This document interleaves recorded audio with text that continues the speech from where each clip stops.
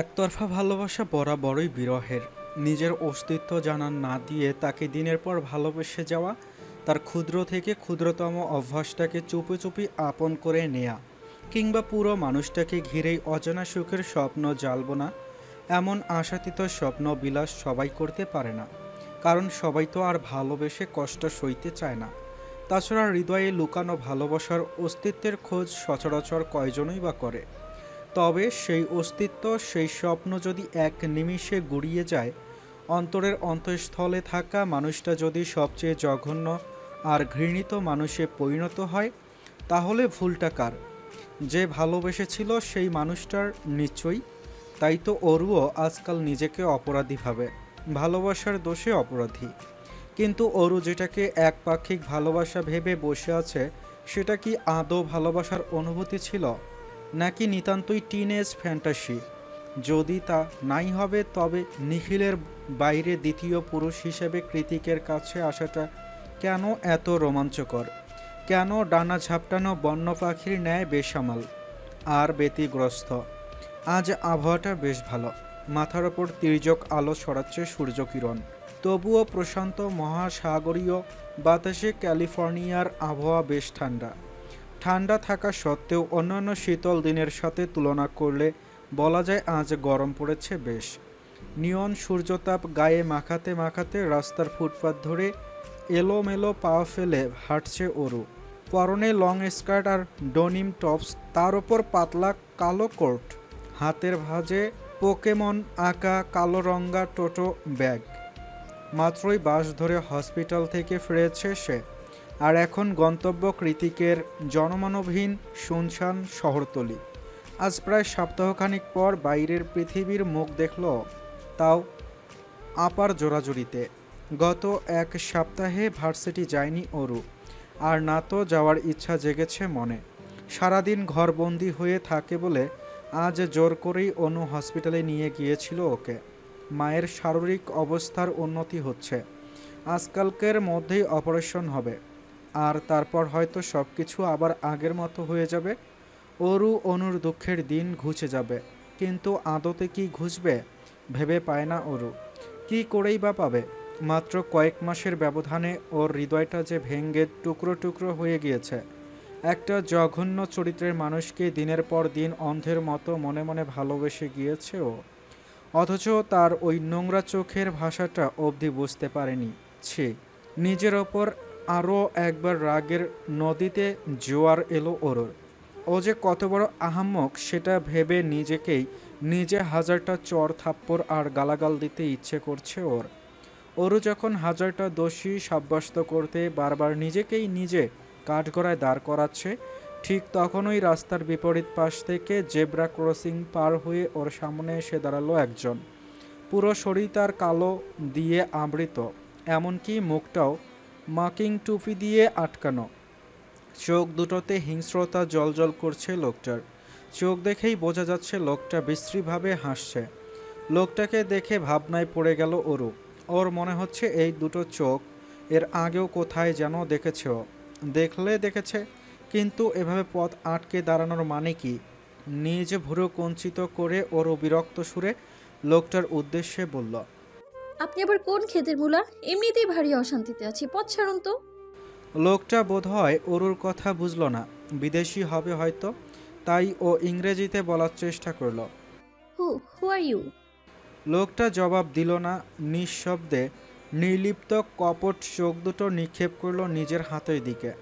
অরু ও তার চোখ অনুসরণ করলো, আর যা দেখলো তাতে পিলে চমকে উঠল ওর। লোকটার কালো রঙের গ্লোভস পরা হাতে বেশ বড়সড় একটা ধারালো ছুরি। দেখে মনে হচ্ছে অরুকে আঘাত করার জন্যই অগ্রসর হচ্ছে তার হাতটা। কিন্তু কেন?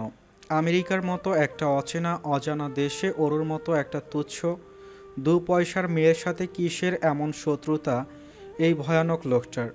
সে যে শত্রুতাই হোক না কেন, আপাতত এই লোকটার থেকে পালিয়ে প্রাণে বাঁচাটা জরুরি। নয়তো এই শুনশান নীরব রাস্তায় ওকে বাঁচানো তো দূরে থাক, ওর লাশটাও খুঁজতে আসবে না কেউ। অজস্র কুণ্ডুলি পাকানো দুশ্চিন্তারা এসে ঘিরে ধরেছে ওর মন মস্তিষ্ক। ভেতরের ভয়টা দলা পাকিয়ে গলায় আটকে এসেছে। অরু যেন শ্বাস প্রশ্বাস নিতেও ভুলে গিয়েছে। তবে ওর এসব ভাবনাকে প্রশ্রয় দিল না লোকটা, বরং তার আগেই ক্ষিপ্ত গতিতে তেড়ে এসে ছুরি আঘাত করতে অগ্রসর হলো অরুর পানে। ঘটনাটা এত দ্রুত ঘটেছে যে কিছুই ঠাহর করতে পারল না অরু। লোকটা এগিয়ে আসতেই হিতাহিত জ্ঞান শূন্য হয়ে প্রাণপণে উল্টো দিকে দৌড় লাগালো ও। কিন্তু আশ্চর্যের বিষয় হলো লোকটার ওর পেছন পেছন দৌড়াচ্ছে না, বরং সাইকোপ্যাথদের মতো চাকু হাতে ধীরে ধীরে এগিয়ে আসছে। দেখে মনে হচ্ছে লোকটা জানে অরুর শেষ গন্তব্য কোথায়। একটানা দিক বিদিক দৌড়াতে দৌড়াতে হাঁপিয়ে উঠেছে অরু। শেষমেশ আর দৌড়াতে না পেরে রাস্তার মাঝেই হাঁটুতে দু হাত ভর করে দাঁড়িয়ে পড়ল ও। হাঁপাতে হাঁপাতে তাকিয়ে খুব সাবধানে পরখ করে নিল রাস্তার অদূর পর্যন্ত। না, দু একটা চলন্ত গাড়ি ছাড়া আর কিছুই দেখা যাচ্ছে না। হাঁপাতে হাঁপাতে অরু ভাবছে। আহ, তার মানে এ যাত্রায় প্রাণে বেঁচে গিয়েছি। ঠিক তখনই ওর খুব কাছ থেকে ভেসে এলো একটা অচেনা অপ্রীতিকর কণ্ঠস্বর। Baby girl, I got you. আচমকা এমন একটা ভয়ানক আওয়াজ শুনে চমকে উঠে সামনে তাকালো অরু। দেখলো তখনকার লোকটা ওর সামনেই। কিচ্ছু বদলায়নি, আগের মতোই বিশ্রী চাহনি নিয়ে ওর পানে তাকিয়ে আছে সে। হুট করে আবারও ওই লোকটাকে দেখে আকস্মিক লাফিয়ে উঠে পেছনের পিচ ঢালা রাস্তায় হুমড়ি খেয়ে পড়ে গেল অরু। শুষ্ক ঢোক গিলে চারপাশে চোখ বুলিয়ে বুঝতে পারলো এতক্ষণ দৌড়াতে দৌড়াতে ঘুরে ফিরে গোলক ধাঁধার মতো আবার আগের জায়গাতেই ফিরে এসেছে ও। নিজের মূর্খামির ফলস্বরূপ আরও একবার ফেঁসে গেল ওরও। আপা কত করে বলেছিল আমি এগিয়ে দিয়ে আসি, অথচ ওরও শোনেনি। আর এখন সামনে মৃত্যু খেলা করছে ওর। এছাড়া তো কোনো উপায় নেই। লোকটা ধীরে ধীরে এগিয়ে আসছে অরুর দিকে। অরু যে উঠে দাঁড়িয়ে আবারও দৌড়ে পালাবে সেই শক্তি নেই ওর শরীরে। উল্টে হাত পা কণ্ঠ সব কিছু রোধ করে রেখেছে এক অজানা আতঙ্ক। অরুকে ভয় পেতে দেখে লোকটা খিক খিক করে হেসে বলল, and I will kill you princess. Aru এবার ঠোঁট চেপে ডুকরে কেঁদে উঠল।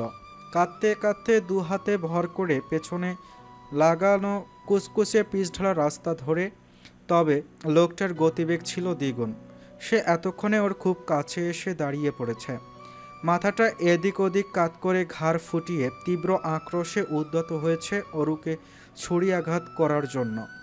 লোকটার পরবর্তী পদক্ষেপের কথা ভেবেই অরু চোখ দুটো খিচে বন্ধ করে ফেলল। এই মুহূর্তে প্রিয়জনের মুখগুলো ভাসছে ওর মন সাপটে। মা, আপা আর তো কেউ নেই, অথচ মানসাপট জুড়ে দুটো নয় বরং তিনটে মুখ ভেসে উঠছে।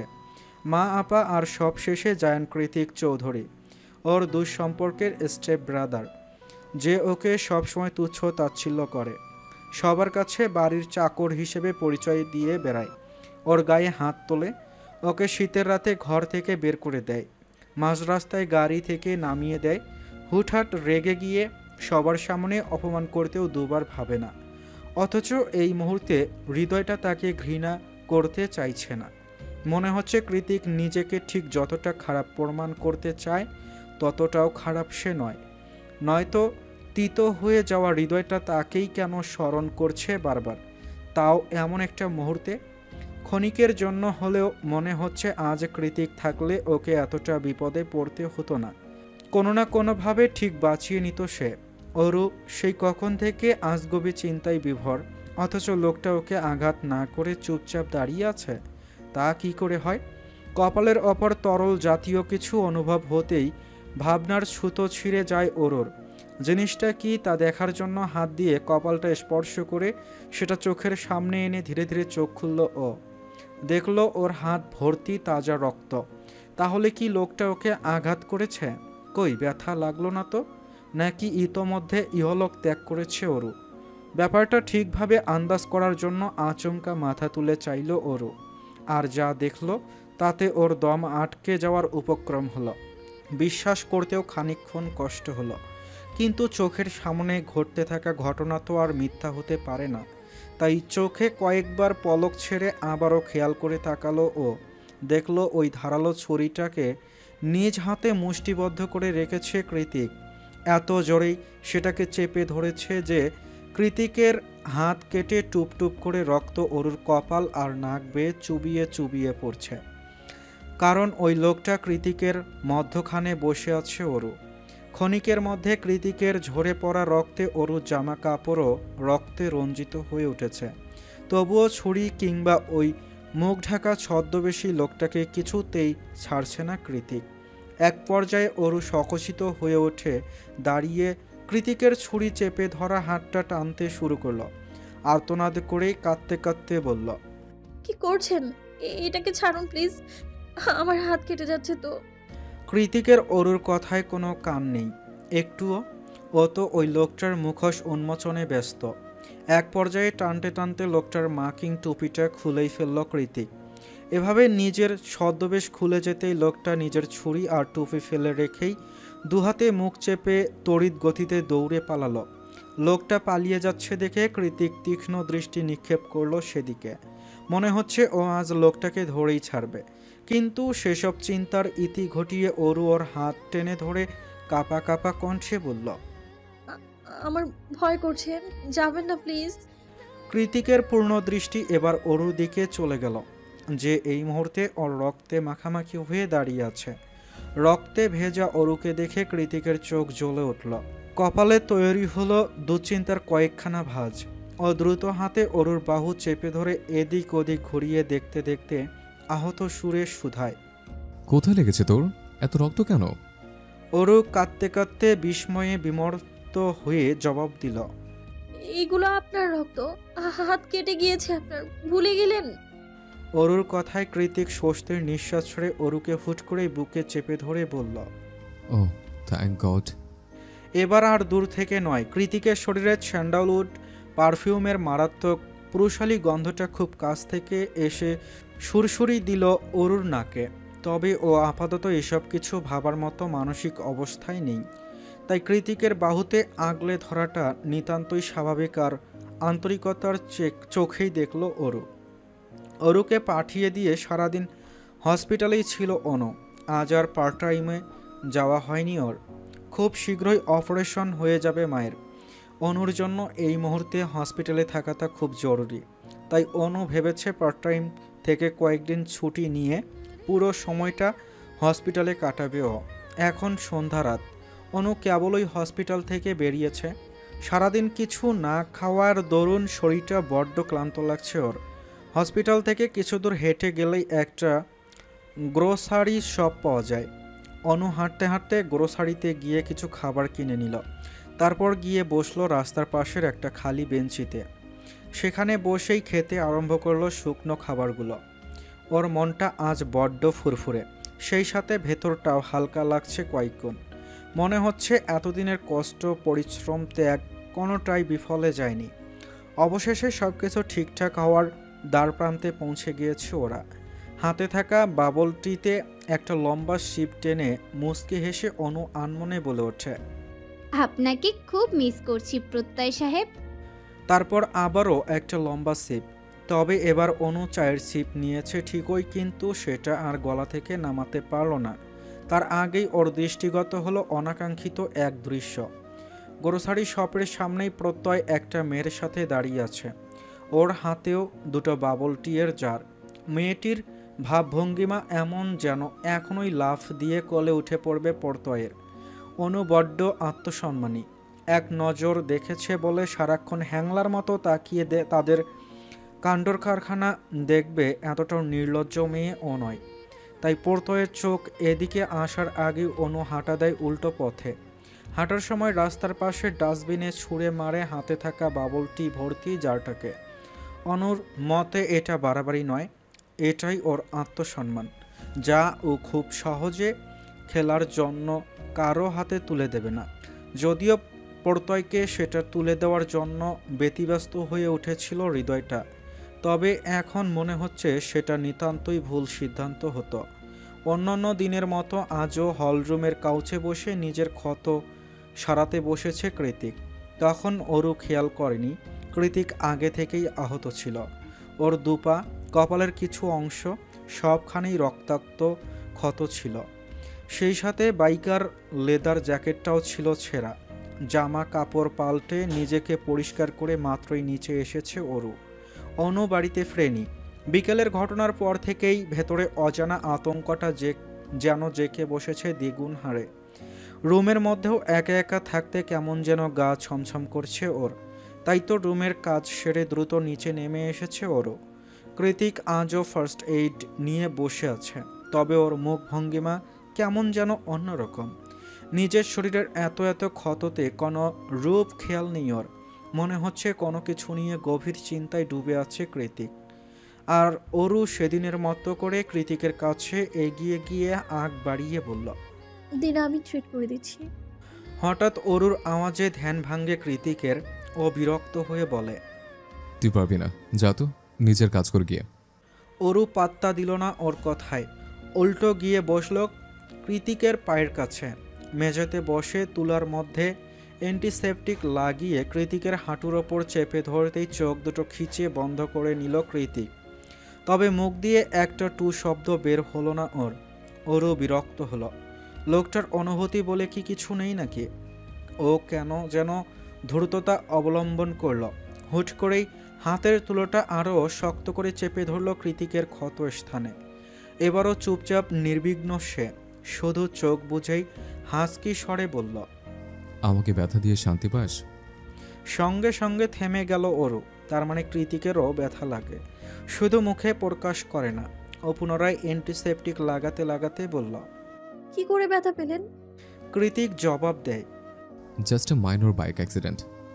বাইকে আপনার এত আসক্তি? এত ব্যথা পাওয়ার পরেও বাইক রাইডিং ছাড়েন না? কৃতিক ঠোঁট কামড়ে একটু হেসে বলে, তোর থেকে বহুগুণ কম। তাহলে ভাব তোকে কিভাবে ছাড়ি। পায়ের ক্ষতগুলোতে ওয়ান টাইম ব্যান্ডেজ লাগিয়ে দিয়ে কৃতিকের পাশে বসে ওর হাতটা দেখতে দেখতে অরু বলল, কি বললেন শুনিনি। নাথিং। আমি যখন কথা বলি তখন কান কোথায় থাকে তোর? অরু ঠোঁট উল্টে বলল, আমি ভাবছি হাতের ক্ষতটা অনেক গভীর। এটা আমি কি করে ব্যান্ডেজ করব? দেখে তো মনে হচ্ছে সেলাই লাগবে। কৃতিক নিজের হাতটা ছাড়িয়ে নিয়ে বলল, না পারলে দূরে সর।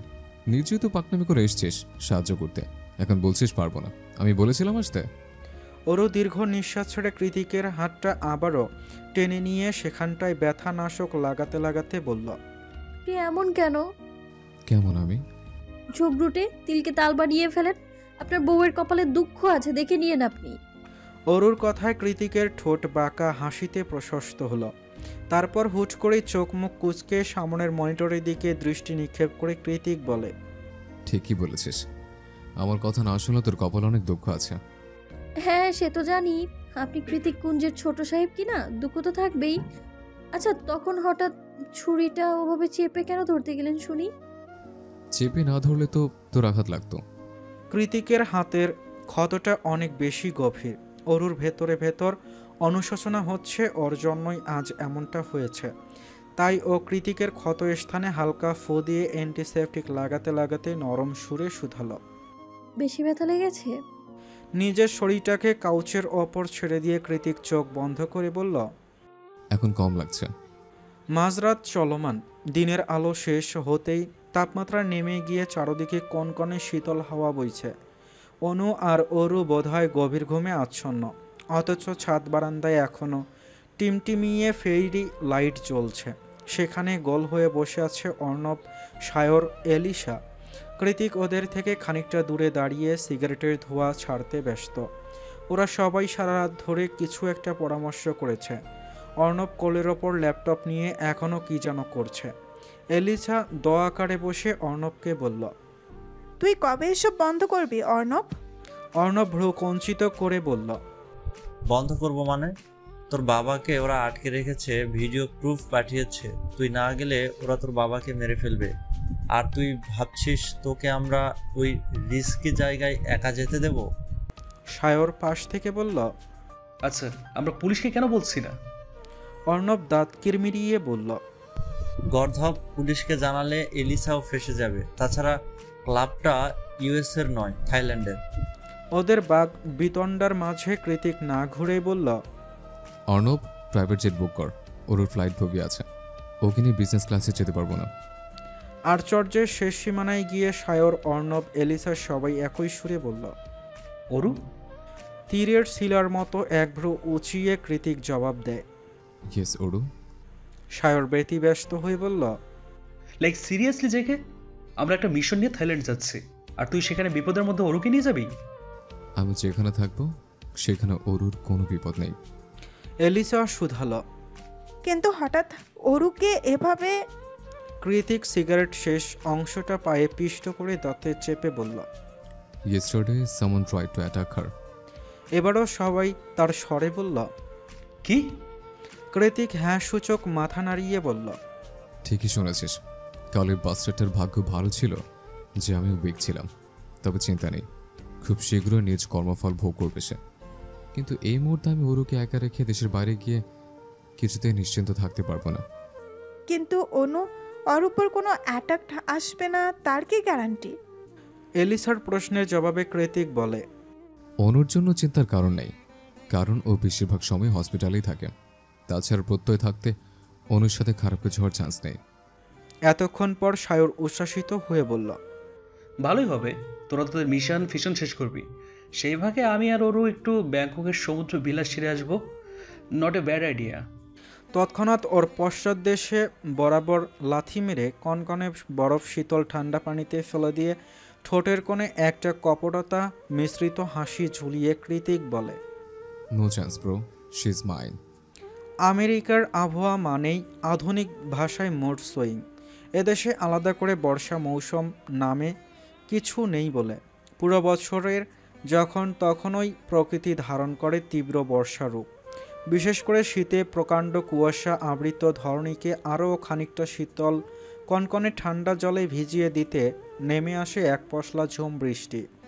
আজও তেমন করে অপ্রত্যাশিতভাবেই প্রকৃতিতে হানা দিয়েছে তীব্রকার বর্ষাকাল। সকাল সকাল তো ভালোই রোদ উঠেছিল, আর এখন দিনের আকাশ মেঘে ঢুকে সন্ধ্যা রাতে পরিণত হয়েছে। জানালার কাচ গলিয়ে বৃষ্টির ছাট এসে আছড়ে পড়ছে রুমের মেঝেতে। অনু হাতের কাজ রেখে দ্রুত এগিয়ে গিয়ে জানালার কাজটা পুরোপুরি টেনে দিল। এখন ঠান্ডাও কম লাগছে খানিকটা। সেই কখন থেকে অনুর ডাকাডাকির ফলস্বরূপ এতক্ষণে উঠে গিয়ে রোবটের মতো সকালের কাজগুলো সেরে নিল ওরও।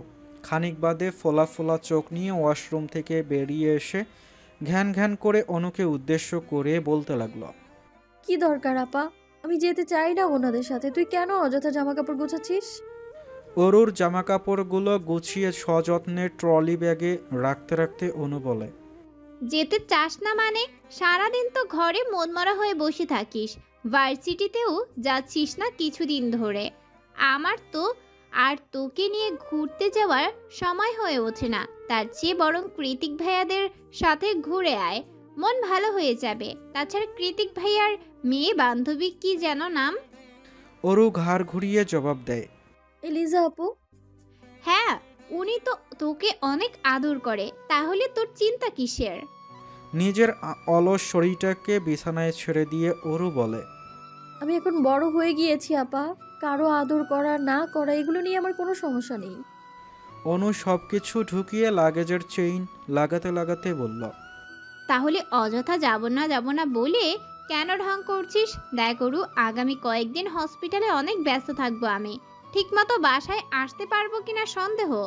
তার চেয়ে বরং তুই এই ফাঁকে ঘুরে আয়, এসে দেখবি আমাদের মায়ের অপারেশন সাকসেসফুল। তাছাড়া কৃতিক ভাইয়া তো বলেছে তারা ঘুরতেই যাচ্ছে। ওরও মুখ ফুটে আর জবাব দিল না, শুধু মনে মনে ভাবল। সমস্যাটা তো ওই কৃতিক ভাইয়াকে নিয়ে। সে তো এলিজা আপু টাপুকে কাউকেই মানে না। আর এখন এত দূরে তার সাথে গেলে তো মাথার উপর উঠে তাণ্ডব নৃত্য চালাবে সে। কথার মাথায় উঠাবে আর বসাবে আমায়। সারাক্ষণ অর্ডারের হুকুম, এইসব আমি একদম নিতে পারি না। কিরে, কি ভাবছিস? ঘুরে আয়, এতে তোরই লাভ। আমার সুযোগ থাকলে আমিও যেতাম। তাছাড়া মা সুস্থ হয়ে গেলে তো আবার আগের মতো জীবন কাটাতে হবে। তুই তো জানিস মা ঘোরাঘুরি একদম পছন্দ করে না। অনুর কথায় অরু হ্যাঁ সূচক মাথা নাড়িয়ে দু হাতে ওর গলা জড়িয়ে ধরে বলল। তুই বেস্ট আপা। ইস, তুই যদি আমার মা হতি। অনু অরুর দু হাতের ওপর নিজের হাত রেখে বলে। হয়েছে, আর তেল দিতে হবে না। এখন দ্রুত রেডি হয়ে নে, কৃতিক ভাইয়া ভার্সিটিতে গিয়েছে, সেখান থেকে ফিরে তোকে পিক করে সোজা এয়ারপোর্ট যাবে। কয়েক মুহূর্ত কথা থামিয়ে আবারও সকচিত নয়নে অনু বলে, তুই একটা জিনিস খেয়াল করেছিস অরু? কি জিনিস? কৃতিক ভাইয়া বোধহয় এত বছর পর অবশেষে আমাদের বোন হিসেবে মেনেই নিয়েছে, নইলে তোকে সাথে করে ঘুরতে নিয়ে যাওয়ার কথা কেন বলবে? ওরও নিজ পায়ে স্লিপার পরতে পরতে বলল, সে আমি জানি না, বাদ দে তো ওনার কথা। এই ভালো তো এই খারাপ, কই কোনোদিনও তো বলতে শুনলাম না। আরও বোন আমার এদিকে আয়, ওসব করোনা বুঝেছিস? অরুর কথার পাছে অনুর বুক চিরে বেরিয়ে আসে অজানা দীর্ঘশ্বাস। অরু উঠে গিয়ে জানালা গলিয়ে বাইরের বৃষ্টি ভেজা তকতকে রাস্তায় দৃষ্টি নিক্ষেপ করল। তৎক্ষণাৎ মনে পড়ে গেল কয়েকদিন আগে ঘটে যাওয়া সেই ভয়ানক গা ছমছমে ঘটনার কথা। সেদিন কৃতিক সময় মতো না এলে কি হয়ে যেত ভাবলে এখনও শরীরের সবকটা লোমকূপ দাঁড়িয়ে যায় অরুর। মনে মনে আওড়ালো, আচ্ছা, সেই দিনের সবটা কি কৃতিক ভাইয়ের করুণা ছিল, নাকি অন্য কিছু? অন্যকে করুণা দেখাতে গিয়ে মানুষ কোনোদিনও নিজেই আঘাতপ্রাপ্ত হয়? উত্তর জানা নেই অরুর। চোখের সামনে কালো মার্সিডিসটা দেখেই অরুর ভাবনার সুতোতে টান পড়ে। তার মানে কৃতিক চলে এসেছে। এদিকে অরু এখনও রেডি না হয়ে আকাশ পাতলা কল্পনার বিভর। আনমনা মেয়ে একটা, খারাপ আবহাওয়া আর ঝুম বৃষ্টির মাঝেই ইউএসএ ছেড়েছে ওদের প্রাইভেট জেটটা। তবে ভৌগোলিক দূরত্ব বৃদ্ধি পেতেই ধীরে ধীরে আবহাওয়াটা ঠিক হয়ে গিয়েছে এখন। সেই সন্ধ্যা রাত থেকেই নিজ ক্যাবিনে পড়ে পড়ে ঘুমাচ্ছে অরু। এছাড়া অবশ্য করার কিছু নেই ওর, কারণ চোখ খুললেই কেমন মাথা চক্কর দিয়ে ওঠে। পেট থেকে উগরে বেরিয়ে আসে সব খাবার। অরুর মতে সবার সামনে বমি করে ভাসিয়ে নিজের মান সম্মান খোয়ানোর চেয়ে ঘুমিয়ে থাকাই শ্রেয়। তাতে যে যা ভাবুক। তখন মাঝরাত, আর একটু পরেই থাইল্যান্ডের ব্যাংকক শহরে ল্যান্ড করবে ওরা। অরু সারা রাত ঘুমিয়ে কাটালেও ওরা চারজনের একজনও ঘুমায়নি। সবাই মিলে রাত জেগে একটা বড়সড় প্রি প্ল্যান তৈরি করেছে ওরা। মাঝরাত্রিতে নিজেদের মধ্যে আলোচনা শেষ করে কৃতিক এসেছে অরুকে এক নজর দেখার জন্য। অরুর কেবিনের দরজাটা হাট করে খোলা ছিল, যার ফলে নক করতে হয়নি আর। কৃতিক সোজা ঢুকে গিয়েছে ভেতরে। অরু তখন গভীর ঘুমে আচ্ছন্ন। ড্রিম লাইটের নীল আলোতে আজও ওর সুন্দর লতানো শরীরটা দৃশ্যমান। এলোমেলো হয়ে ঘুমানোর দরুন পাজামা উঠে আছে হাঁটুর কাছে। মমের মতো সুন্দর পা দুটোর একটাতে নূপুর নেই। কী করে থাকবে সেটা তো বহু আগেই পার্টিতে গিয়ে হারিয়ে ফেলেছে অরু। পায়ের দিকে থেকে চোখ সরে গিয়ে কৃতিকের দৃষ্টিগত হলো অরুর মেদহীন দুধে আলতা বর্ণের লতানো পেটে। পেটের মাঝখানে সেই কুচকুচে কালো তিল দেখলে মনে হবে অরুর নারীদেহের সৌন্দর্য বৃদ্ধির জন্যই তার এমন মাঝ বরাবর অবস্থান। ঘোর লাগা চোখে খানিকক্ষণ ওই তিলটার দিকে এক দৃষ্টিতে তাকিয়ে নীরবে শুষ্ক ঢোক গিলল কৃতিক। কোনো এক অজানা সংযমের কারণে ওর হাত দুটো মুষ্টিবদ্ধ হয়ে আছে। শীতাতাপ নিয়ন্ত্রিত কেবিনের মধ্যেও ঘেমে যাচ্ছে শরীরটা। কৃতিকের পরনে ছিল ব্ল্যাক টি শার্ট আর ট্রাউজার, হাতে ক্রোকোডাইল স্ক্রিনের ব্ল্যাক বেল্ট ঘড়ি। জিভ দিয়ে অধর যুগল ভিজিয়ে এসির পাওয়ার আরও খানিকটা বাড়িয়ে দিল না, তবুও ঠান্ডা লাগছে না। ওদিকে প্রচণ্ড ঠান্ডা পেয়ে অরু নড়ে চড়ে আরও খানিকটা গুটিসুটি মেরে শুয়েছে। এবার শুধু পেট নয়, পেট পিঠ দুটোই দৃশ্যমান। উন্মুক্ত ফর্সা পিঠে ছড়িয়ে ছড়িয়ে আছে রেশমের মতো লম্বা চুলগুলো। কৃতিক নিজের অবাধ্য বাসনাগুলোকে বারবার মাথা থেকে দূর করতে চাইছে। মনটাকে রাম ধমক দিয়ে বারবার বলছে, ওর পেটের দিকে নয়, ওর মুখের দিকে তাকা। কি ইনোসেন্ট মায়া মায়া ঘুমন্ত মুখটা। অথচ চোখ দুটো আটকে আছে ধবধবে ফর্সা পেটে। ইচ্ছে করছে সেখানটায় আঙ্গুল ঘুরিয়ে হাজারটা আঁকিবুকি করতে, কিন্তু তা তো সম্ভব নয়। কৃতিক খারাপ রকচটা বদমেজাজি হতে পারে, তবে ক্যারেক্টারলেস কিংবা মেয়েবা ছিল না কোনো কালেই। ওর হৃদয়ে অরুর প্রতি এই অবাধ্য অনুভূতিগুলো কাজ করা নিতান্তই স্বাভাবিক। তবে এসব অদম্য অনুভূতিকে এই মুহূর্তে প্রশ্রয় দেওয়াটা ঠিক হবে না মোটেও। তাই ঘুমন্ত অরুকে কয়েক দফা ঝাড়ি দিয়ে দ্রুত ওর কেবিন ত্যাগ করে কৃতিক। তারপর মনসংযোগ অন্যদিকে ঘোরানোর জন্য কেবিনের বাইরে চলে গিয়ে বসে পড়ে ল্যাপটপ নিয়ে। কিন্তু এ কি, ল্যাপটপেও একটু আগের দৃশ্য ভাসমান। কৃতিক তৎক্ষণাৎ ঠাস করে ল্যাপটপ বন্ধ করে ঘাড় ঘুরিয়ে তাকালো ছোট্ট জানালা ভেদ করে তিমিরে ঢাকা আকাশপানে। তখনই একজন কেবিনে ক্রুর এসে খুবই নমনীয় সুরে বলল, স্যার, ঘন্টাখানিকের মধ্যেই ল্যান্ড করব আমরা। কোনো কোল্ড ড্রিঙ্কস অথবা স্ন্যাক্স খাবেন? পেট।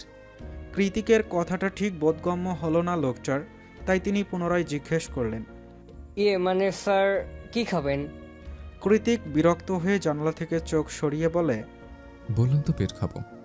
কৃতিকের জবাবে লোকটা ভেবাচাকা খেয়ে ওর দিকে আশ্চর্য দৃষ্টি নিক্ষেপ করে দাঁড়িয়ে আছে। লোকটার কিংকর্তব্য বেমুর চাহনি দেখে এতক্ষণে কৃতিকের অবোধগম্য হলো যে ওর জিভ স্লিপ কেটে ভুল জায়গায় ভুল কথা বলে ফেলেছে। আর এই মুহূর্তে এমন একটা কথা বলায় কেমন যেন অস্বস্তি হচ্ছে ওর নিজের। তাই তাড়াহুড়ো করে বলল, কিছু নেব না, ইউ ক্যান গো। লোকটা বউ করে সম্মান জানিয়ে দ্রুত চলে যেতেই কৃতিক দুহাতে নিজের চুল টেনে কটমটিয়ে অস্পষ্ট সুরে বলল, তোর জন্যে কবে যেন আমি সত্যি সত্যি পাগল হয়েছে ওরু। দুনিয়াতে আর মানুষ পেলি না, তোকে আমার স্টেপ সিস্টারে হতে হলো। না পারছে তোকে ধরতে, আর না পারছে ছাড়তে। ল্যান্ডিংয়ের পর আরও ঘণ্টাখানেক গাড়ির পথ অতিক্রম করে ভোর রাতের দিকে হোটেলে এসে পৌঁছালো ওরা 5 জন। এটা হোটেল কম রিসোর্ট বেশি মনে হচ্ছে। পাহাড়ের চূড়ায় অবস্থিত এই রিসোর্টের বিশাল জানালা দিয়ে চাইলে স্পষ্ট চোখে সি বিচ দেখা যায়। সেই সাথে অপার প্রাকৃতিক সৌন্দর্য তো আছেই। ওরা 2টা ভিলা বুক করেছে, একটাতে 2টো রুম, অন্যটাতে পাশাপাশি 3টা। কিন্তু কে কোন রুমে থাকবে সেই নিয়ে বাঁধল বিপত্তি। এলিসা কিছুতেই অর্ণবের ধারে কাছেও থাকবে না। ওদিকে এলিসার মতামতে অর্ণবের ঘোর আপত্তি। এলিসার পাশের রুম ছাড়া কিছুতেই অন্যত্র রুম গ্রহণ করবে না সে। সায়র ওদের লাভবার্ডের মধ্যে থাকতে নারাজ। এদিকে কৃতিকও সায়রকে কোনো মতেই ওর ধারে কাছে থাকতে দেবে না। শেষ পর্যায়ে কোনো উপায় না পেয়ে এলিসা, অর্ণব আর সায়র রক পেপার সিজার খেলেই রুম ভাগাভাগি করে নিল। অরু এখানে সবার চেয়ে ছোট, তার ওপর কৃতিকের সাথে এসেছে, তাই নীরব দর্শকের মতোই যে রুমটা ওর জন্য বরাদ্দ করা হলো তাতেই গিয়ে ঢুকে পড়ল। সারা রাতের জার্নিতে বড্ড ক্লান্ত লাগছে শরীরটা, এখন একটু ঘুমানো দরকার। তাই দেরি না করে জামাকাপড় ছেড়ে আবারও এক দস্তর ঘুমিয়ে নিল অরু। ভোর রাতে ক্লান্ত শরীরটা নিয়ে রুমে এসে এলিসাও ঘুমিয়ে গিয়েছিল দ্রুতই। তবে ভিডিও গেমের গোলাগুলির কর্কশ আওয়াজে মাত্র কয়েক ঘন্টার ব্যবধানেই সেই ঘুম দৌড়ে পালালো ওর। ঘুম ভেঙে যাওয়ার দরুন একরাশ বিরক্তি নিয়ে ভ্রু কঞ্চিত করে পাশ ফিরে তাকালো এলিসা। তখনই দেখতে পায় অর্ণব ওর রুমের ডিভানে শুয়ে শুয়ে ফোনে গেম খেলছে। অর্ণবকে দেখে এলিসার জিভটা তেতো হয়ে উঠল, ভেতরটা চিড়বিড়িয়ে ফেটে পড়ল রাগে। ও চিৎকার দিয়ে বলে উঠল, এখানে কি করছিস তুই?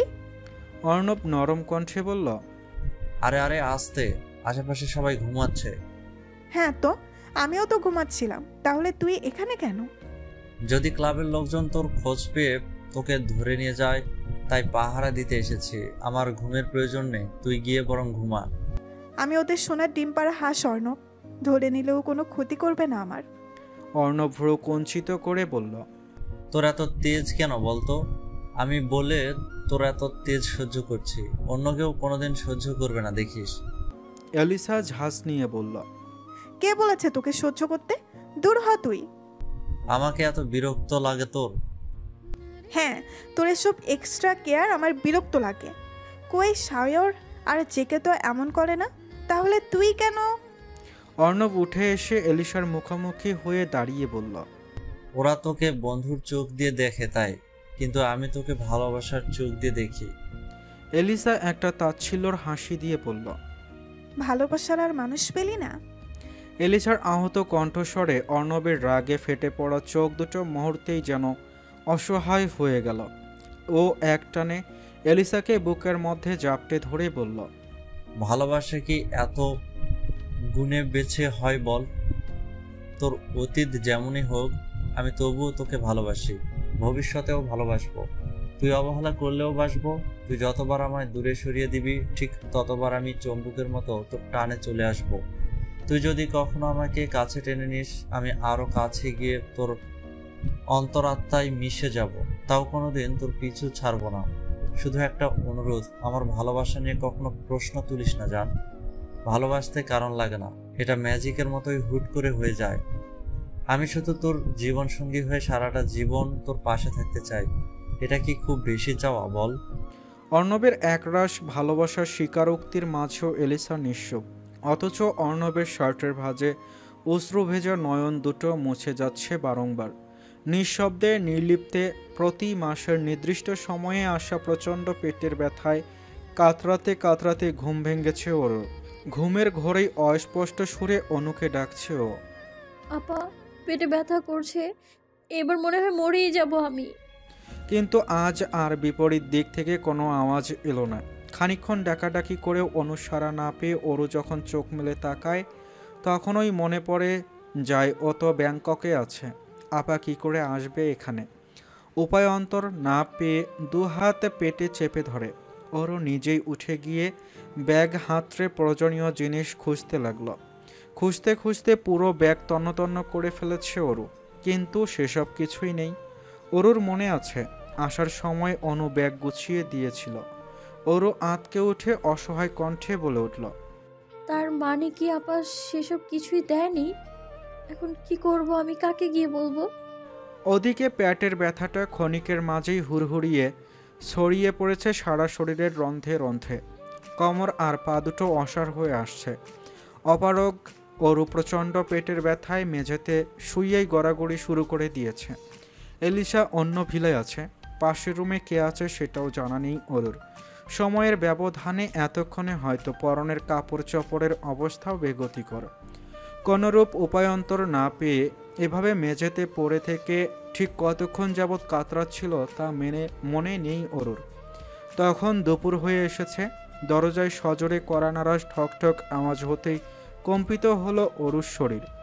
মেঝেতে শোয়া অবস্থাতেই দৃষ্টিপাত করল দরজার দিকে। বাইরে থেকে কৃতিকের গভীর কণ্ঠ ভেসে এসেছে, অরু, দরজা খোল। কৃতিকের আওয়াজ পেয়ে অরু আরও বেশি গুটিয়ে গেল। এমন একটা অপ্রীতিকর পরিস্থিতিতে কৃতিকের মুখোমুখি হতে চায় না ও। যতই হোক কৃতিক ওর চেয়ে গুনে গুনে 12 বছরের বড়। আজ এভাবে দেখে নিলে এরপর কৃতিকের চোখের দিকে চাইবে কিভাবে ও? ওদিকে কৃতিক ডেকেই যাচ্ছে এক নাগারে, অরু, দরজা খোল, নয়তো আমি পাসওয়ার্ড চেপে ভেতরে চলে আসলে গুনে গুনে শখানেক থাপ্পড় খাবে। কৃতিকের অতীব মাত্রার হুমকির মুখে পড়ে অরু মিনমিনিয়ে কাতর কণ্ঠে বলল, কি করে খুলবো? অপাশ থেকে বিরক্তির চরম সীমানায় গিয়ে কৃতিক বলে, কিভাবে খুলবি মানে? হাত দিয়ে খুলবি? অরু কাদো কাদো মুখে জবাব দিল। আপনি ফিরে যান দয়া করে। অরুর কথাটা বলতে বাকি তার আগেই পাসওয়ার্ড চেপে ভেতরে প্রবেশ করে কৃতিক। তুই নাকি ব্রেকফাস্ট করতে চাস না? কেন চাস না? শাসাতে শাসাতে ভেতরে ঢুকে অরুকে এভাবে মেঝেতে পড়ে থাকতে দেখে দ্রুত এগিয়ে এলো কৃতিক। ওর মাথার কাছে হাঁটু গেড়ে বসে উদ্বিগ্ন হয়ে শুধালো, কি হয়েছে তোর? এইভাবে মেঝেতে শুয়ে আছিস কেন? পেট ব্যথা করছে? শরীর খারাপ লাগছে খুব? ডাক্তারকে কল করব? অরু কাচুমাচু হয়ে চোখ খিচে বলল, আপনি প্লিজ চলে যান। যাবো মানে? তুই হুকুম করবি আর আমি চলে যাব? আমি কি তোর সার্ভেন্ট? অরু জবাব দিল না। একে তো পেটের অসহনীয় ব্যথা, তার ওপর এই লোকের মাথা খারাপ করা ধমকা ধমকে না পেরে নীরবে কাঁদছে অরু। কৃতিক অরুকে কোলে নেওয়ার জন্য দুহাত বাড়াতে যাবে, তখন আবারও ঘোর আপত্তি জানিয়ে চেঁচিয়ে ওঠে অরু। না, ছবেন না আমায়, অনুরোধ করছি আমি। কৃতিক এবার অগ্নিদৃষ্টি নিক্ষেপ করলো অরুর পানে, তারপর চোয়াল শক্ত করে বলল, তোর অনুরোধ কিংবা নিষেধ কোনোটারই ধারি না আমি, সেটা ভবিষ্যতে আরো ভালো করে বুঝতে পারবি। কথা শেষ করে একটানে অরুকে কোলে তুলে নিল কৃতিক। সঙ্গে সঙ্গে ওর এক হাত ভিজে এলো তরল জাতীয় কোনো পদার্থে। কৃতিক ভ্রু কুচকে অরুকে কোলে রেখেই নিজের হাতের দিকে দৃষ্টিপাত করল। এমন বিব্রতকর পরিস্থিতিতে এ জীবনে পড়েনি অরু, তাই করণীয় কিছু না পেয়ে কৃতিকের কলার চেপে ধরে চোখ দুটো খিচিয়ে বন্ধ করে রেখেছে ও। লজ্জায় ভয়ে মনে হচ্ছে মাটিটা ফাঁক হয়ে যাক, আর অরু তাতে ঢুকে আশ্রয় নিক। এ দুনিয়াতে আর কোনো কাজ নেই ওর। ও শিট, আমাকে কেন বলিস নে? আমি আরো ভাবলাম কি না কি। নিজের হাতে নজর বুলিয়ে কথাটা বলে। কৃতিক অরুর মুখের দিকে চাইল, যে এখনও চোখ দুটো খিচে বন্ধ করে রেখেছে। তুই কি এখনো ছোট বাচ্চা অরু? তোর কি ফার্স্ট টাইম পিরিয়ড হয়েছে? অরু চোখ বুজে এদিক ওদিক তা মাথা নাড়ালো। কৃতিক দাঁতে দাঁত চেপে বলল, তাহলে সারাদিন কেন এইভাবে কষ্ট সহ্য করলে? কেন আমাকে বলিস নে? কি হলো, উত্তর দে। অরুর জবাব নেই। জবাব কি দেবে? ওর তো লজ্জায় গলার আওয়াজই নেই। কৃতিক নিজের রাগ সংযত করে অরুকে বিছানায় শুইয়ে দিয়ে এলিসাকে কল করে আসতে বলল। অরু বিছানায় শুয়ে এক চোখ সামান্য খুলে কৃতিককে দেখতে চেষ্টা করলো, যার সফেদ রাঙ্গা শার্টটা খানিকক্ষণ আগেই নষ্ট করে দিয়েছে অরুর নারী সত্তা। অথচ কৃতিকের সেদিকে কোনো খেয়াল নেই। সে তো এখনও তার বোকা অরুকে বকাঝকা দিতেই ব্যস্ত। পরন্ত বিকেল, জোয়ার এসেছে সুবিশাল সমুদ্র তটে। সমুদ্রের নীলাম্বর জল ভলভলিয়ে ফুলে ফেপে উঠেছে দ্বিগুণ। জোয়ারের তালে তালে নীলরঙা স্বচ্ছ পানির ছলাৎ ছলাৎ ঢেউ এসে আশ্রে পড়ছে বিস্তার বেলাভূমি জুড়ে। ঢেউয়ের সাথে তাল মিলিয়ে মহাসমুদ্রের গহীন থেকে উঠে তীরে এসে ঠাঁই নিয়েছে রং বেরঙের ঝিনুকের দল। হুট করে এক নজর দেখলে মনে হবে নীলরঙা অমৃতের মাঝে কেউ চকচকে হিরে জহরত ছড়িয়ে ছিটিয়ে রেখেছে। সূক্ষ্ম পায়ে এক কদম করে এগোতে এগোতে সেই অতীব মূল্যবান হিরে জহরতই কুড়িয়ে হাতে থাকা প্লাস্টিকের থলেতে ভরে নিচ্ছে অরু। শিপ থেকে নামার পরেই শুরু হয়ে গিয়েছে তার এই কর্মকাণ্ড। ওদিকে বাকি সবাই অনেকটা এগিয়ে গিয়েছে। ঝিনুক কুড়াতে গিয়ে একাই পিছিয়ে পড়েছে অরু। পরনে ওর ল্যাভেন্ডার কালারের ফিনফিনে লং ফ্রক, যা গোড়ালি অবধি নেমে এসে গাউনে পরিণত হয়েছে। এক হাতে মুক্তা আর ঝিনুক দিয়ে তৈরি কিছু অলংকার। হাঁটু সমান লম্বা সিল্কি চুলগুলো শুধু একটা পাঞ্চ ক্লিপ দিয়ে আটকানো। এক ঝলকে দেখলে মনে হবে এই জনমানবহীন ছেঁড়া দ্বীপের আধিপত্য শুধুই ওর।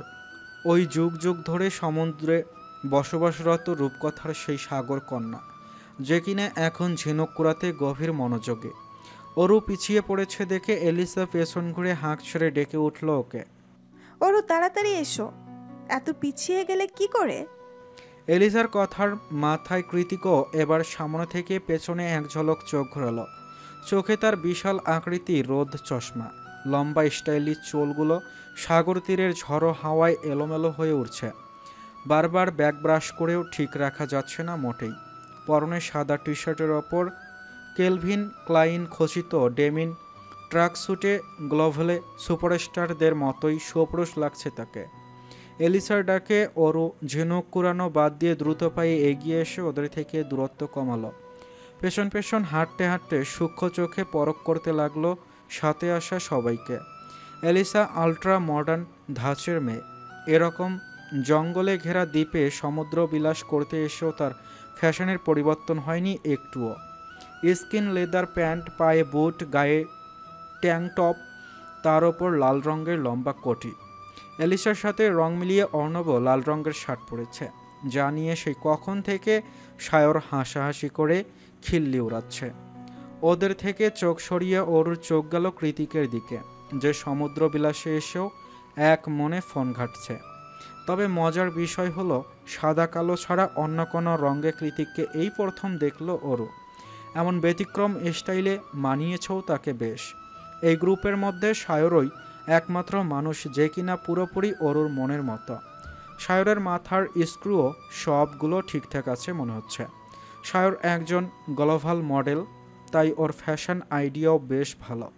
3/4 সাথে ফ্লোরাল প্রিন্টেড শার্ট পরে এসেছে ও। সবাইকে একে একে পরখ করা শেষ হলে ওর চোখ গেল বিস্তার বেলাভূমি ছাপিয়ে গহীন অরণ্যের দিকে। প্রথমে কয়েক ধাপে সারি সারি নারিকেল গাছ, তারপর থেকে শুরু হয়েছে গহীন জঙ্গল। লোকালয় থেকে কয়েক ক্রোশ সমুদ্রপথ পাড়ি দিয়ে তবেই হদিস মেলে অপার সৌন্দর্য বেষ্টিত এই সেরা দ্বীপের। সূর্যাস্তের আগ পর্যন্ত এখানে দেশি বিদেশি মানুষের তুমুল জমজমাট লক্ষণীয়। যে যার মতন করে নিংড়ে নিচ্ছে সমুদ্র তীরের ধুলো ময়লাবিহীন পরিষ্কার অক্সিজেন মিশ্রিত বায়ু। কেউ কেউ আবার মেতে উঠেছে ঢেউ খেলানো সমুদ্রতে স্নানে। চিরাচারিত একঘেয়ে জীবন থেকে খানিকটা ফুসরত পেয়ে চারদিকের সবাই কেমন শিশুসুলভ আচরণ করছে। তবে এতক্ষণ যাবৎ এক নাগারে হেঁটে হেঁটে ওরা ঠিক কোথায় যাচ্ছে সেটাই এখন আপাতত দেখার পালা। আমাদের হাতে সর্বোচ্চ সময় থাকবে 10 মিনিট। এই 10 মিনিটে ওদের ক্লাবের ওয়াইফাই, ইলেকট্রিসিটি, ব্যাংক অ্যাকাউন্ট আর ওদের নিজস্ব ওয়েবসাইট সবগুলো একই সাথে হ্যাক করব আমি। জেকে বাইক নিয়ে ক্লাবের বাইরে থাকবে, আর সায়র তুই হবি এলিসার অ্যাসিস্ট্যান্ট। যখন সবগুলো সাইট একযোগে হাতছাড়া হয়ে যাবে তখন ওরাই নিজেদের মধ্যে গন্ডগোল লাগাবে। সেই ফাঁকে তুই এলিসা আর ওর বাবাকে নিয়ে শর্টকাট রাস্তা ধরে বেরিয়ে আসবে। এইটা হলো শর্টকাট রাস্তা। জেকে ঠিক এই পজিশনে ওয়েট করবে। কথাটুকু শেষ করে সায়রের দিকে ল্যাপটপ এগিয়ে দিল অর্ণব।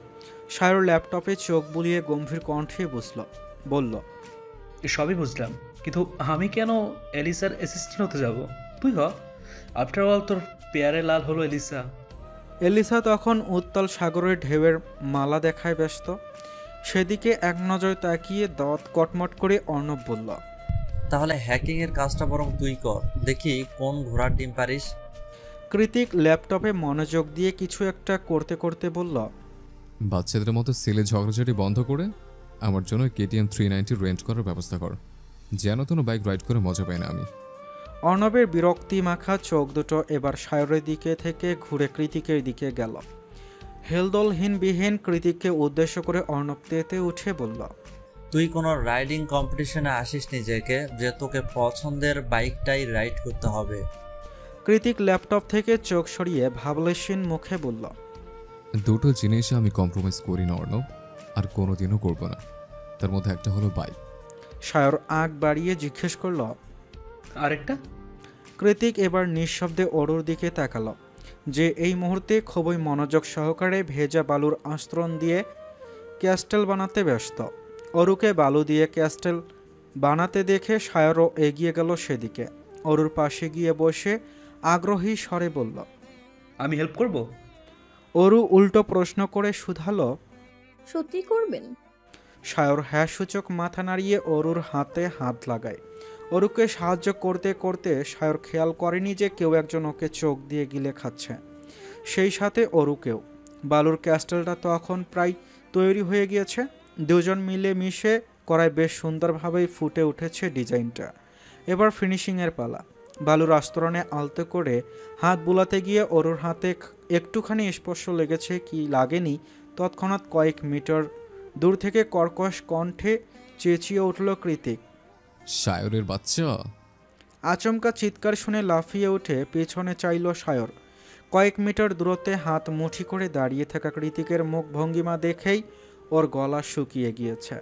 কৃতিকের রাগে রক্তিম হয়ে যাওয়া চোখের দিকে তাকালেই বোঝা যায় ও গত আধ ঘন্টা যাবৎ সূক্ষ্ম নজরে এদিকেই তাকিয়েছিল। আর এই মুহূর্তে সায়রের খবর আছে। নিজেকে বিপদমুক্ত করতে সায়র তৎক্ষণাৎ বাম হাত দিয়ে টোকা মেরে এতক্ষণ ধরে একটু একটু করে সযত্নে তৈরি ক্যাস্টলটা ঠাস করে ভেঙে ফেলল। এবার শুধু কৃতিকের নয়, অরুর মেজাজও সপ্তম আসমানে চড়ে গেল। এক ঘুষিতে সায়রের নাক ফাটিয়ে দিতে ইচ্ছে হলো, শালা ভীতু ডিম একটা। সায়র ভরত চাহনি নিয়ে একবার কৃতিকের দিকে তাকালো তো আরেকবার চোখ ঘুরিয়ে অরুর দিকে। সঙ্গে সঙ্গে কৃতিকের আওয়াজ ভেসে এলো, আবার ওইদিকে চোখ দিয়েছিস? এদের কাহিনী দেখে অরু বিরক্ত হয়ে ধাপ ধাপ পা ফেলে সেখান থেকে চলে গেল। রাগে দুঃখে কান্না পাচ্ছে ওর। সবাই সবসময় ওর মনটাই কেন ভেঙে দেয় কে জানে। আকাশে সূর্যের তির্যক আলো মিলিয়ে গিয়ে গোধূলি নেমেছে। সোনালি আলোর ছটায় ঢেউ খেলানো সমুদ্রের পানিগুলো চিকচিক করছে। সাগরের পার ধরে হাঁটতে হাঁটতে ওদের থেকে অনেকটা দূরে চলে এসেছে ওরও। তবুও হাঁটার গতি থামায়নি। ভালো লাগছে না ওর, সবাইকে কেমন পরপর লাগছে। ছোট্ট বাচ্চারা যেমন আম্মুর কাছে যাব বলে বায়না ধরে, ওরুরও তেমন বলতেই ইচ্ছে করছে আপার কাছে যাব, কিন্তু ও তো এখন আর ছোট নয়। তাই সেসব বলে নিজের আত্মসম্মানের 12টা বাজানোরও কোনো ফুসরত নেই। ওদিকে সায়রকে ইচ্ছামতো কথাগুলো ঝাড়ি দিয়ে অনেকটা দূরত্ব রেখেই অরুর পিছু নিয়েছে কৃতিক। মনে মনে বলছে, দেখি কত দূর যেতে পারিস, আমি আটকাবো না। আটকাতে গেলে তোর খবর আছে আজ। এর মাঝেই কৃতিক মোবাইল চেক করে দেখতে পায় ওরা নেটওয়ার্কের বাইরে চলে এসেছে। ওদিকে সন্ধ্যা নেমে আসছে, তাই ও এবার দ্রুত পা চালাতে লাগলো অরিকে নিয়ে আসবে বলে। কিন্তু কিছু দূর যেতেই একটা অযাচিত দৃশ্য দেখে হতবাক হয়ে গেল কৃতিক। দেখলো অরু একটা অচেনা থাই লোকের সাথে একটা পার্স ব্যাগ নিয়ে টানাটানি করছে। টানাটানি বললে ভুল হবে, এক প্রকার জোর জবরদস্তি করছে লোকটার সাথে। অরুর পাশেই দাঁড়িয়ে আছে অদ্ভুত দেখতে একটা কুজো বৃদ্ধা মহিলা, যার বেনুনি করা সাদা চুলের ফাঁক দিয়ে উকে দিচ্ছে কুচকুচে কালো চুল। মহিলার ভাব ভঙ্গিমা ভারী অদ্ভুত। কৃতিক খানিকক্ষণ দূর থেকে দাঁড়িয়ে সবটা বোঝার চেষ্টা করলো, তারপর এগিয়ে গিয়ে ফট করে অরুর হাত টেনে ধরে ব্যাগটা থাই লোকের হাতে এগিয়ে দিয়ে বলল, আমি extremely sorry, you can go now. লোকটা কৃতিককে ধন্যবাদ জানিয়ে চলে যেতেই কৃতিক তীক্ষ্ণ নজরে ছদ্মবেশী বৃদ্ধার দিকে তাকালো। ওর বাজ পাখির মতো ধারালো চোখে এক পলক চোখ পড়তেই শুষ্ক ঢোক গিলে উল্টো পথে হাঁটা দিল বৃদ্ধা। তৎক্ষণাৎ হিংস্র বাঘিনীর ন্যায় তেতে উঠল অরু। কণ্ঠে একরাশ বিরক্তি আর ঝাঁজ নিয়ে বলল, আপনি কেমন লোক বলুন তো? একটা হাইজেকারের হাতে ওই বৃদ্ধা মহিলার সব টাকা পয়সা তুলে দিলেন। এতটা নির্দয় কেন আপনি? উনি আপনার মা হলে এই কাজটা করতে পারতেন কখনো? মায়ের শাসন বারণেরা উচ্ছৃঙ্খল জীবনে বড় হলেই হয়। রাগের বহিঃপ্রকাশ ঘটাতে গিয়ে কি থেকে কি বলে ফেলেছে অরু নিজেও জানে না। তবে কথার মাঝপথেই কৃতিকের শক্ত হাতের চপেটাঘাত এসে আশ্রে পড়ল ওর নরম তুলতুলে গালে। চড়ের আঘাতটা এতই জোরে ছিল যে অরুর মনে হলো ওর গালটা এক্ষুনি খসে পড়বে। উড়ন্ত অগ্নিস্ফুলঙ্গ বিস্ফোরণের মতোই ব্যথায় ঝলসে যাচ্ছে গলাটা। আগে মানুষ চিনতে শেখ, পরে জাজ করতে আসিস, ইডিয়েট। নিজে গালে হাত দিয়ে ছলছলে নয়নে কৃতিকের অগ্নিমূর্তির দিকে তাকালো অরু। অস্ত যাওয়া সূর্যের সিঁদুর রাঙ্গা আলোয় ওর মুখটা ভয়ানক দেখাচ্ছে। ফর্সা আকর্ষণীয় গৌর মুখটা মুহূর্তেই কেমন লালচে বর্ণ ধারণ করেছে। তীক্ষ্ণ চোয়ালটা জিদের তোপে তিরতির করে কাঁপছে। ওর মুখ উঁচিয়ে ওর কথার পাছে কিন্তু বলতে যাবে তার আগে কৃতিক দত্তের দাঁত পিষে বলল, আমার চোখের সামনে থেকে যা ওরু, না তারও মার খাবি। এই মুহূর্তে তোর মুখটা আমি দেখতে চাই না। কৃতিকের কথার পারদের মতো তেজ ছড়িয়ে পড়ল অরুর শরীরের রন্ধ্রে রন্ধ্রে। মাথার মধ্যে আগ্নেয়গিরির জ্বলন্ত লাভার মতোই রাগ উপড়ে পড়ছে ভলভল করে। রাগের তোপে হিতাহিত জ্ঞানশূন্য হয়ে ওর কথা শেষ হতে না হতেই হনহন করে উল্টো পথে হাঁটা দিল অরু। কৃতিকেরও মাথায় আকাশসম জেদ চড়ে আছে, তাই ও নিজেও অরুর কথা চিন্তা না করে হাঁটা দিল অরুর বিপরীত দিকে। পুরো একটা দিনের ইতি ঘটেছে হাসপাতালের ছোট্ট কামরায় বসে বসে। সারাদিন ছোটোছুটি শেষে সন্ধ্যা হতেই ঝরঝরিয়ে ক্লান্তি নেমেছে রক্ত মাংসের তৈরি যন্ত্রের মতো শরীরটায়। ক্লান্ত শরীরটাকে টেনে নিয়ে এলোমেলো পা ফেলে এগিয়ে যাচ্ছে অনু। গন্তব্য কৃতিকের ছোট্ট ডোফ্লেক্স বাড়ি। বাড়িতে গিয়ে ঘুমালে হয়তো ক্লান্তি কাটবে খানিকটা। বাস স্টপেজ থেকে নেমে দ্রুত হেঁটে ক্যাফেটেরিয়া পর্যন্ত এলো ক্লান্তিতে এখন হাঁটার গতি ধীর হয়ে গিয়েছে ওর। মনের মাঝে জমে থাকা একরাশ অভিমান, ক্লান্ত পরিশ্রান্ত শরীর, প্রতিদিন ডেইলি প্যাসেঞ্জারের মতো হসপিটাল টু বাড়ি, সব কিছু ছাপিয়েও ওর মনে ভেসে বেড়াচ্ছে খুশির লাভ ডুড। আর তো মাত্র কিছুদিন, তারপর মা ঠিক আগের মতো হাঁটবে, চলবে, কথা বলবে, ওদের দুবোনকে শাসন করবে, আদর করবে। ও আর অরু আবারও বয়সের মাপকাঠি ভুলে মায়ের আদুরে বাচ্চা হয়ে যাবে। এর চেয়ে খুশির আর কী বা হতে পারে? এত সব ভাবনার মাঝেও অরুর অযাচিত মনে এক সূক্ষ্ম কৌতূহল হানা দেয়। মনে মনে ভাবে, আচ্ছা, মায়ের সুস্থতার পর সব কিছু একই রকম থাকবে তো?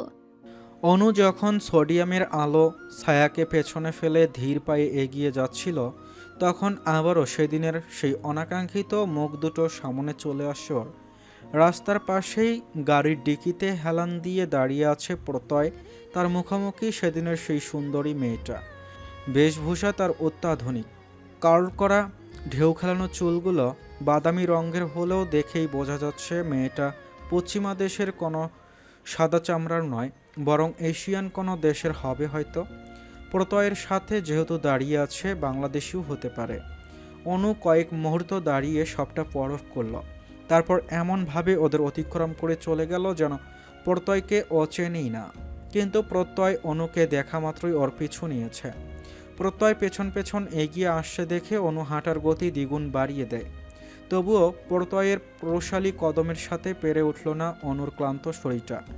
এক পর্যায়ে পেছন থেকেই ওর বাহু টেনে দাঁড় করিয়ে দিল প্রত্যয়। অনু ঝাড়ি মেরে নিজের হাতটা ছাড়িয়ে বলল, কি সমস্যা? আপনার কি সমস্যা? ইগনোর কেন করছেন? পাল্টা প্রশ্ন ছড়ে প্রত্যয়। অনু একটু তাচ্ছিল্য হেসে নিজের ভেতরের অজ্ঞাত বেড়ে ওঠা রাগটাকে কৌশলে আড়াল করে বলল, আপনার কেন মনে হলো আমি আপনাকে ইগনোর করছি? আপনাকে ইগনোর করার কি যোগ্যতা আছে আমার? কথা এড়াচ্ছেন? মোটেই না। অনন্যা শেখ এতটাও ভীতু নয়। প্রত্যয় তীর্যক হেসে বলল। High like it. অনু আবারও সামনের দিকে হাঁটা ধরল।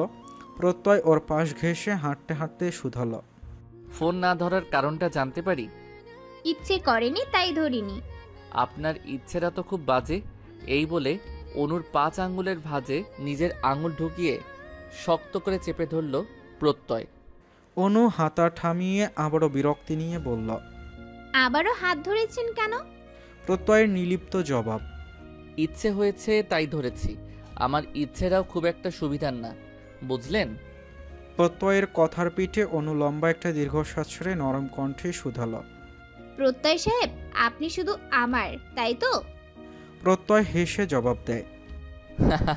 100%। অনুর ফ্যাকাশে ক্লান্ত মুখটায় এতক্ষণে হাসির ঝলক দেখা দিল। নিজ হাতটা প্রত্যয়ের আঙ্গুলের ভাঁজ থেকে বের করে দু হাতে ওর বাহু আঁকড়ে ধরে মাথাটা এলিয়ে দিল প্রত্যয়ের কাঁধের ওপর। প্রত্যয় তার গমগমে পুরুষালী হাঁসকে সর্তা কিছুটা নামিয়ে জিজ্ঞেস করল, টায়ার্ড লাগছে? অনু হ্যাঁসূচক মাথা নাড়ালো। সঙ্গে সঙ্গে অনুকে দুহাতে উছিয়ে কোলে তুলে নিল প্রত্যয়। পাকিস্তানি প্লাজো আর কামিজ পরেছিল অনু। দোপাট্টা দিয়ে টেনে রাখা মাথার আধখানা ঘোমটাটার সঙ্গে সঙ্গে খুলে গেল ওর। মাঝ রাস্তায় প্রত্যয়ের হঠাৎ কর্মকাণ্ডে বিস্ময়ে হতবাক হয়ে অনু লজ্জিত কণ্ঠে মিনমিনিয়ে বলল, বাড়ির কাছে চলে এসেছি তো, নামিয়ে দিন, কেউ দেখে ফেলবে। প্রত্যয় বাঁকা হেসে জবাব দেয়। বাড়িতে কেউ নেই ডিয়ার।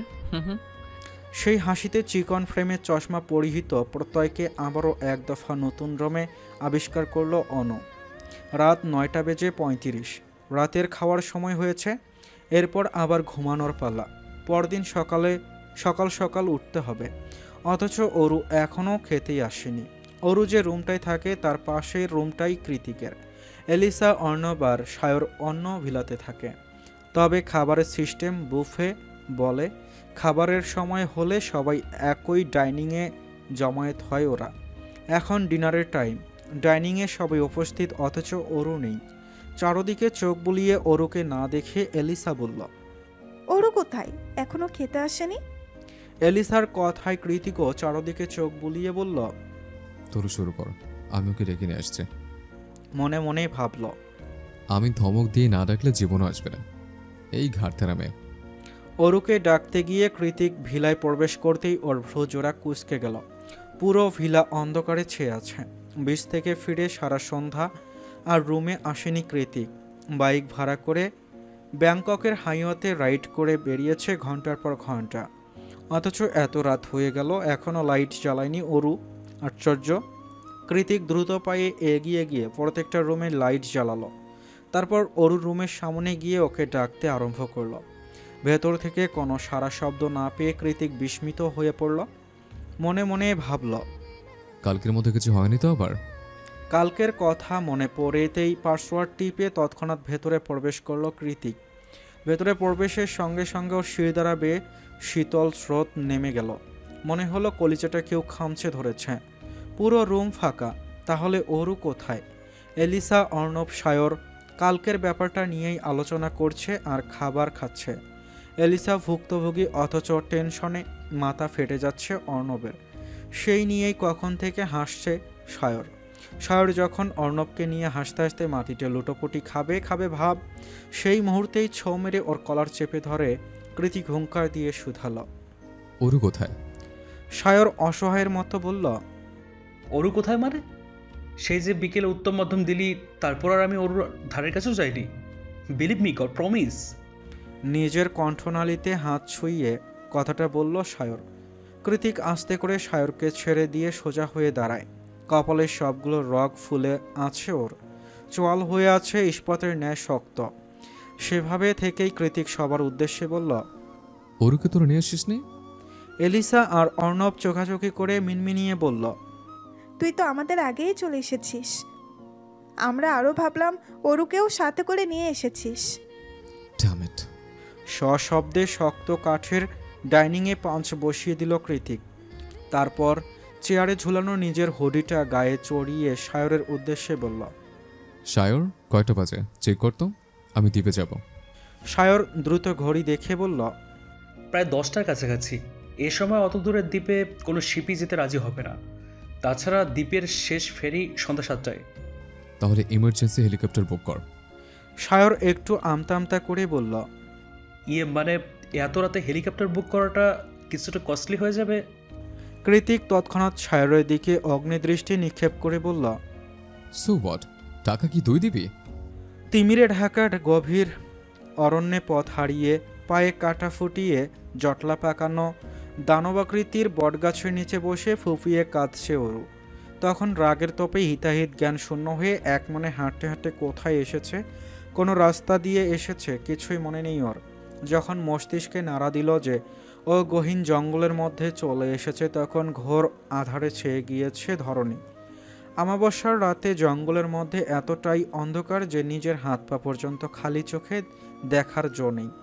ওর যখন বুঝতেছে যে ও পথ হারিয়ে ফেলেছে, তখন মতিভ্রম হারিয়ে অন্ধকারের মাঝেই দিক বেদিক ছুটেছে ও, যার ফলে বন বিচুটিতে বেঁধে জুতো সহ পায়ের বিভিন্ন অংশ ছিঁড়ে রক্তাভ হয়ে আছে। হাঁটতে না পেরে অন্ধকারের মাঝেই অসহায়ের মতো গলা ফাটিয়ে ডেকেছে সবাইকে। অথচ নীরব বেলাভূমিতে একটা মানুষের আওয়াজও শোনা যায়নি, বরং ওর ডাকের বিপরীতে ভেসে এসেছে রাত জাগা বন্যপ্রাণী আর হুতুম পেঁচার গা গুলানো ভয়ানক আওয়াজ। এক পর্যায়ে ডাকতে ডাকতে গলার স্বর ভেঙে গিয়েছে ওর। শেষমেশ হাল ছেড়ে দিয়ে শরীর আর মনের জমাট বাঁধা ব্যথা নিয়েই গাছের নিচে বসে পড়েছে ওরু।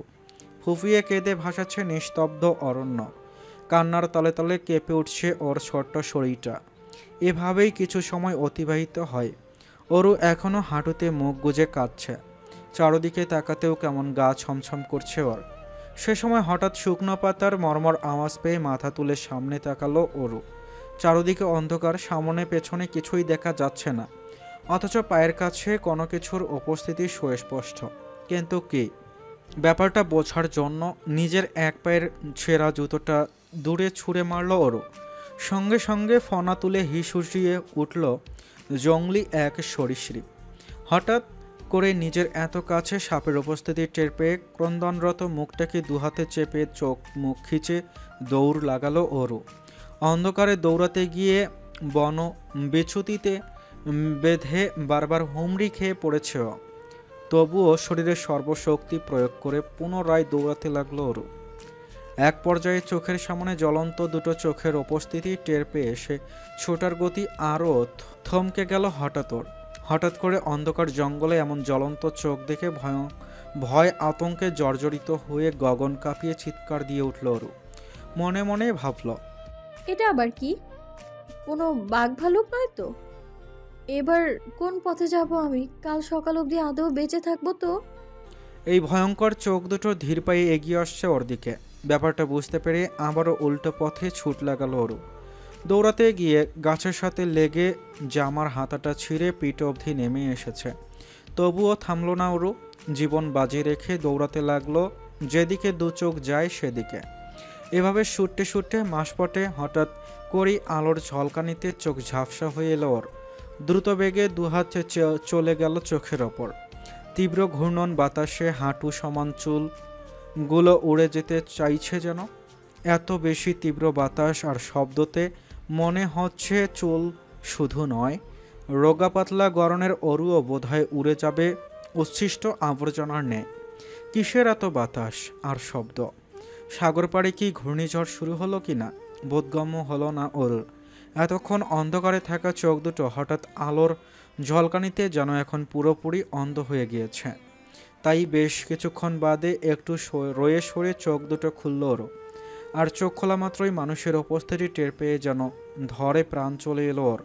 হেলিকপ্টারের নিয়ন আলোতে অরু দেখল ওর থেকে বেশ অনেকটা দূরে বিশাল হেলিকপ্টারের নিচে দাঁড়িয়ে আছে লম্বা মতো একজন, পরনে তার কালো হুডি, নিষ্প্রভ চোখ দুটো আহতদের মতো অরুর দিকেই নিবদ্ধ তার।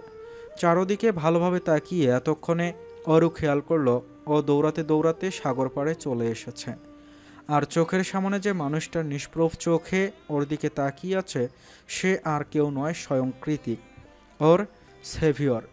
মানুষটা কৃতিক এটা বোধগম্য হতেই দৌড়ে গিয়ে ওর বুকে ঝাঁপিয়ে পড়ে শব্দ করে কেঁদে উঠল। অরু এতটা জোরেই কৃতিকের বুকে ঝাঁপিয়ে পড়েছিল যে কৃতিকের পেশিবহুল শরীরটাও কম্পিত হয়ে ওঠে। কাঁদতে কাঁদতে এক হাতে কৃতিকের হুডি খামছে ধরে অন্য হাত দিয়ে ক্রমাগত ওর বুকে আঘাত করে যাচ্ছে ওরও। বিপরীতে কৃতিক টু শব্দও করছে না, চুপচাপ চোখ বন্ধ করে দাঁড়িয়ে আছে। কারণ এই মুহূর্তে উপরওয়ালার কাছে ওর চেয়ে কৃতজ্ঞ বোধ হয় আর কেউ নেই। ক্রন্দনরত অরু এখনও ওকে ইচ্ছামতো কিল ঘুষি দিয়ে যাচ্ছে। কৃতিক তাতে নজর না দিয়ে আলতো হাত বুলিয়ে দিল অরুর নরম তুলতুলে গালে, যেখানটায় ওর 5 আঙ্গুলের ছাপ এখনও দৃশ্যমান।